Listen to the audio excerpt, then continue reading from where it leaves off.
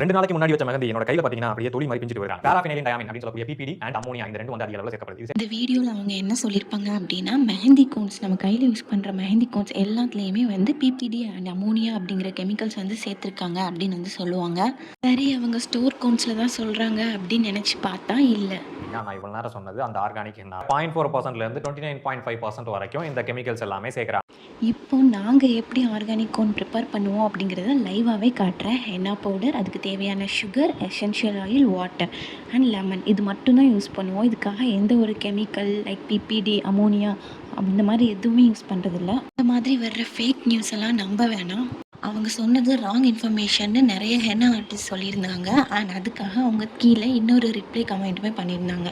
சொன்ன information wrong, இது ரிலேட்டடாக நான் டீட்டெயில்டு வீடியோ போடுறேன் அப்படின்னு சொல்லியிருந்தாங்க. ஸோ இந்த வீடியோவை யாரும் நம்ப வேணாம். பிபிடி அண்ட் அமோனியா ஸ்டோர் கோன்ஸில் மட்டும்தான் இருக்குது, ஆர்கானிக் கோனில் கிடையாது.